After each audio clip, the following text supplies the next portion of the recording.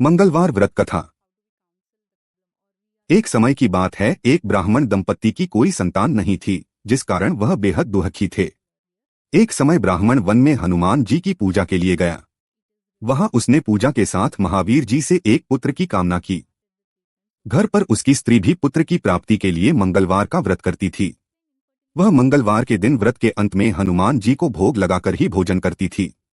एक बार व्रत के दिन ब्राह्मणी ना भोजन बना पाई और ना ही हनुमान जी को भोग लगा सकी। उसने प्रण किया कि वह अगले मंगलवार को हनुमान जी को भोग लगाकर ही भोजन करेगी। वह भूखी प्यासी 6 दिन तक पड़ी रही। मंगलवार के दिन वह बेहोश हो गई। हनुमान जी उसकी निष्ठा और लगन को देखकर प्रसन्न हुए। उन्होंने आशीर्वाद स्वरूप ब्राह्मणी को एक पुत्र दिया और कहा कि यह तुम्हारी बहुत सेवा करेगा। बालक को पाकर ब्राह्मणी अति प्रसन्न हुई। उसने बालक का नाम मंगल रखा। कुछ समय उपरांत जब ब्राह्मण घर आया तो बालक को देख पूछा कि वह कौन है।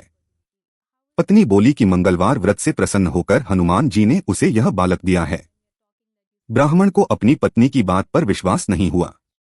एक दिन मौका देख ब्राह्मण ने बालक को कुएं में गिरा दिया। घर पर लौटने पर ब्राह्मणी ने पूछा कि मंगल कहाँ है। तभी पीछे से मंगल मुस्कुराकर आ गया। उसे वापस देखकर ब्राह्मण आश्चर्यचकित रह गया। रात को हनुमान जी ने उसे सपने में दर्शन दिए और बताया कि यह पुत्र उसे उन्होंने ही दिया है।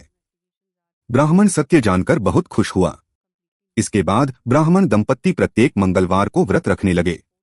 जो मनुष्य मंगलवार व्रत कथा को पढ़ता या सुनता है और नियम से व्रत रखता है, उसे हनुमान जी की कृपा से सब कष्ट दूर होकर सर्व सुख प्राप्त होता है और हनुमान जी की दया के पात्र बनते हैं।